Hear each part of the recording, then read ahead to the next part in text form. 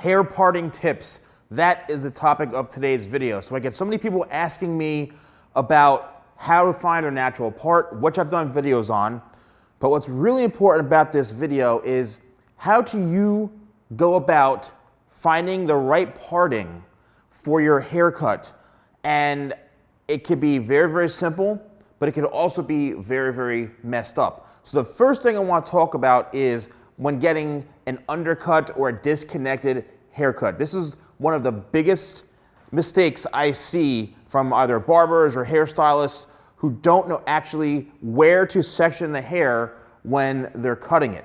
So let's talk about partings. And this is going to be really, really helpful if you're a hairstylist or a barber, or if you're attempting to cut your hair yourself. One of the biggest challenges that I see and one of the biggest issues is, if someone's getting a disconnected undercut, for example, or something that's really disconnected from the rest of the hair, it's either way too high or way too low. And that really, really, really can mess up the shape of someone's head. It can mess up the haircut. It's like that scenario where you go to a barber or somebody and he gives you a lineup.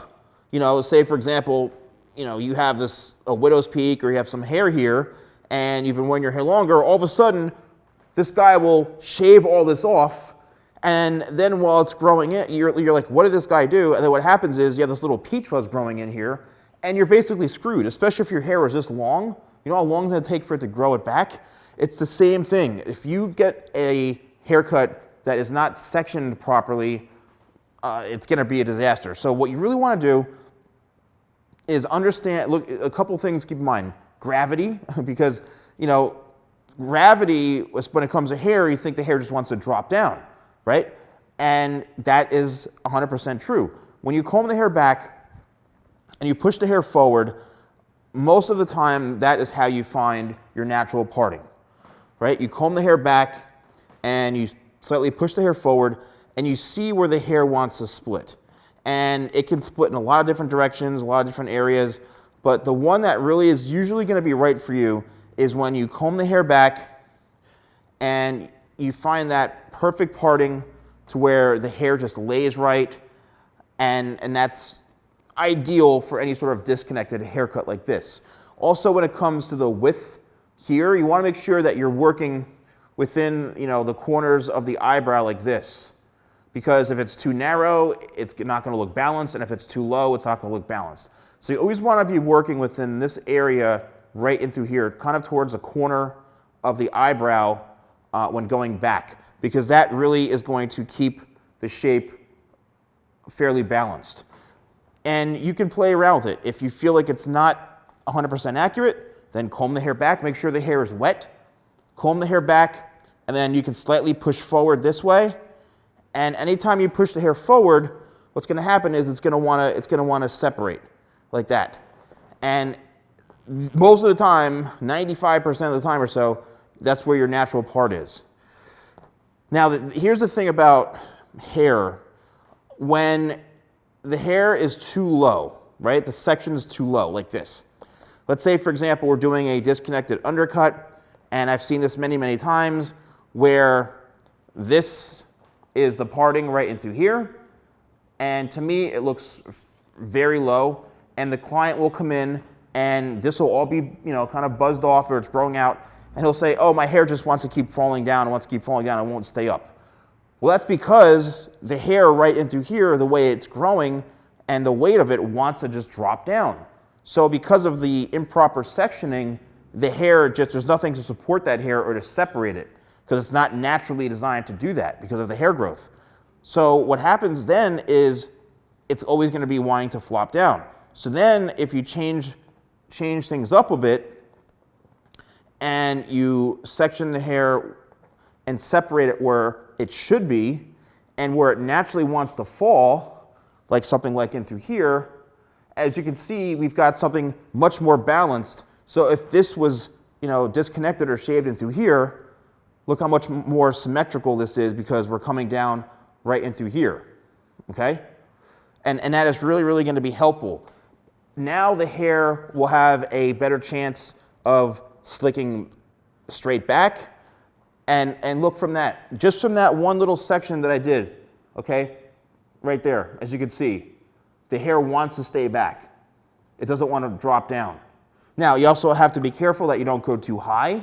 One of the biggest things that I've seen, the biggest mistakes and challenges that I've seen is not only going too high, but when you have something that's uneven. And this is the biggest issue that I see with a lot of haircuts where, say, the haircut starts here, right, or the disconnection's here, and then you've got like a chunk of hair that is just completely unbalanced and uneven.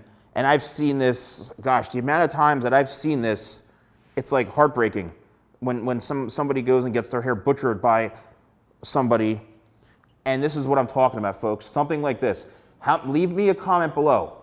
If you've gone to somebody and your parting or disconnection is completely uneven, you know, you've got a chunk here that's really high, you know, and it's not blended with this, the hardest thing, it's the worst you can have done to your hair. And if you're a barber or stylist doing this, you need to stop and you need to make sure that your sections are perfectly even and straight across, because you could literally ruin someone's hair and it could take them a year or so or months to get that back on track. It's one of the biggest things that I see, biggest mistakes. So please make sure that you're getting a nice clean section. And you know, imagine having your hair grown out and then somebody takes a hole right into here, and you're like, are you kidding me? So you really got to make sure. And if you're at the salon or barbershop and you see this, you see that the hair is uneven or the section, stop. Look at me. Stop the barber or stop the stylist and say, this section is not even. All right? Make them fix it, because you will regret it. Trust me. So the same thing on the other side. You know, again, you can comb the hair straight back. You can kind of push the hair forward, and you can look and see where it naturally wants to split.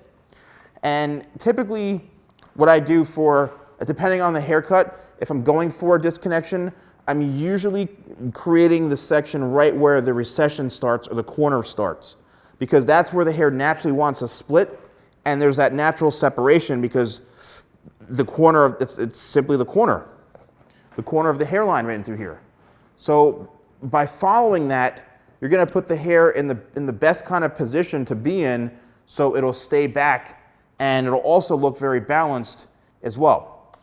Another thing is, you know, you don't want to, having an even line is one thing, but you could actually mess it up even more by having something like this where it goes in way high on an angle, right? And then what happens is you're shaving all this off and you got nothing left back in through here.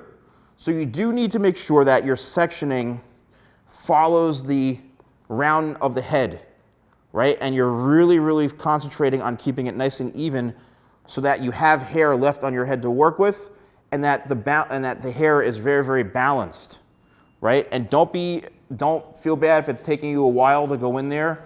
You know, say for example, you're like, oh, this is starting to go way back into here. Then you say, okay, well let's stop and let's check this and then reset and fix what we need to. And there we go. And see, now we're correcting those mistakes. So if you're cutting your hair at home, you have all the time in the world to do this, right? And if you're going to a barbershop or a salon and you see that this is not right, you need to stop them because they could destroy your hair. Now, I just did a poll on my community tab on my YouTube channel mentioning that and asking you guys, the viewers, if you would like to see me posting content 5 days a week. And I know it's a lot of work. I'm already so busy as it is, but I'm thinking about putting out content Monday through Friday, and whether it's just going to be hair tips like this, you know, quick fun little videos. I'll do my haircut tutorials mixed in. I'll keep doing the great stuff, but because of the demand and the amount of people who keep asking me questions, I said, why not just do videos? Yeah, I can make a 1-minute video, a 2-minute video, a 10-minute video. Please let me know in the comments if you would like to see videos 5 times a week. And I hope that you won't get sick of me and you know, and hearing the information I have to share and a few bad jokes here and there. But I'd love to hear your feedback and let me know if you're interested in that happening, because I'll make it happen like starting next week. All right. And also if there's any other tips, any sort of like a series you might want to see, or, you know, I'm not going to do like product reviews. I don't want to do that stuff. But, you know, I like to focus on business. But as we all know, YouTube is a search engine. So what really works is stuff that people are really searching for, you know. So anyway, let me know. So thank you guys so much for watching. Don't forget to like, comment, and subscribe. And I'll see you next time for more videos with The Salon Guy.